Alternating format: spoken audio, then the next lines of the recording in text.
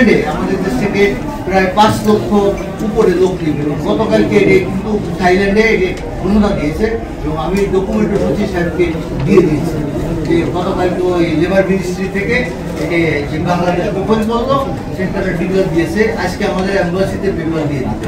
এটা আমি এককভাবে আমার সাথে আরো কিছু বন্ধু বান্ধব চেষ্টা করছে, কিন্তু ওই ব্যাংক পক্ষে থাইল্যান্ডেও তারা সিন্ডিকেট করার জন্য কিন্তু যে উঠে পড়ে লেগে আছে। কিন্তু আমি সচিব সাহেবকে বলছি যে আপনি একটা কাজ করেন, এই মুহূর্তে লেখেন, আমি এটা লেখাইছি এই মুহূর্তে থাইল্যান্ডের গভর্নমেন্টকে দিয়ে লেখাইছি ওএসএল অথবা ভ্যালিড রিক্রুটিং লাইসেন্স ওনারা শুধু লোক পাঠাতে পারবে।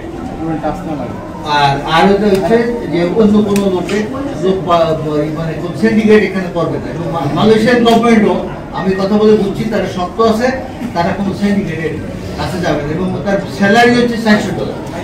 মালয়েশিয়ায়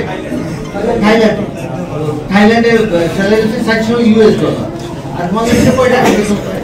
এটা অর্ধেক বেতনও পায় না, $200 পায় না। কাজেই থাইল্যান্ড আমাদের জন্য এটা বড় বাজার, আর মালয়েশিয়ায় 1 লক্ষ লোক নিয়ে 10 বছরের যাত্রা তো কেবলই শুরু। একসাথে গ্রো করার এই জার্নি চলুক আগামীতেও। পাঠাও 10 years of growing with you।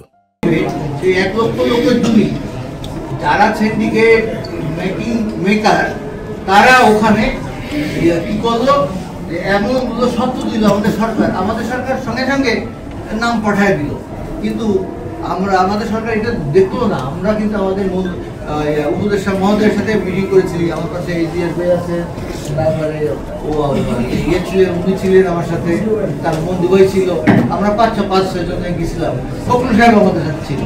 আমাদের কার্যক্রম দেখে তাদের মাথায় সব আমার মনে হয় কোনো রকম সমস্যা হয়েছে, তারা এখন এই জায়গায় আমাদের লোকজন মিথ্যা কেস নিতেছে। কারণ ম্যান পাওয়ারের একটা কেস হইলে পুলিশে নিয়ে নেয় যে অমুকে আমার কাছে 2 লাখ টাকা দিয়েছে, মানুষকে হয়রানি করার জন্য। ফখরুল সাহেব একজন ভদ্রলোক মানুষ, বিজনেস করে, আমার জানা মতে উনি কোনো সিন্ডিকেটে কোনো বিজনেস করে নেয় এবং উনি আমার প্যানেলে নির্বাচন করবেন, তা সেই কারণেই তারা এই কাজগুলো করেছে। আগামী দিনে আপনাদের সহযোগিতা চাই আমরা। আপনাদের চাওয়া উচিত যে আমাদের দেশ থেকে যাতে কম টাকায় বিদেশে লোক যেতে পারে এবং বাইরেটা যে আগে যে বাইরা ছিল 17 বছর 18 বছর আগে, আপনারা জানেন একবার 2006 সালে 7 সালে মালয়েশিয়ার লোক গেছিল, আমি কিন্তু তখন বাইরের প্রেসিডেন্ট ছিলাম এবং আমি নিজে তখন কোনো সিন্ডিকেট নেই, যার লোক সে পাঠাই করেছিল, কাউকে কোনো টাকা দিতে হয়নি। এই জায়গায় কোনো একটা লোক নাই যে বলবে যে আমরা টাকা দিয়ে দিচ্ছি, তখন কিন্তু 5-7 লাখ লোক বাইরে। আমি একটা 100 কোটি টাকার উপরে একটা ফান্ড জোগাড় করে রেখেছি, কিন্তু সেই ফান্ড এখন কি অবস্থা আমি জানি না। আমি বাইরে সম্পর্কে গত 16-17 বছর আমি ম্যান পাওয়ারের ব্যাংকের কাছেও আসিনি, কারণ আমার নিজের গায়ে বন্ধ ছিল যে আমি বিএনপি থেকে আমি সভাপতি পদ থেকে রিজাইন করেছিলাম, তারপরে বিএনপির বন্ধ ছিল, আমি তার যে বন্ধ লাগায় আমাকে বিভিন্নভাবে হয়রানি করা। আমি আমার ইন্ডাস্ট্রি গাজীপুরে প্রায় ঢাকাতে আসিনি, 17-18 বছর আমি আমার দেশের বাড়ি বাগেরহাটে যেতে পারি। কাজে আপনাদের বলবো যে আপনাদের সহযোগিতা চান যে আমরা যাতে কম মাইগ্রেশন কস্টে এবং দরিদ্র মানুষ যাতে বাইরে যেতে পারে সেই ব্যাপারে আমি আপনাদের কাছে আমরা দিয়েছি।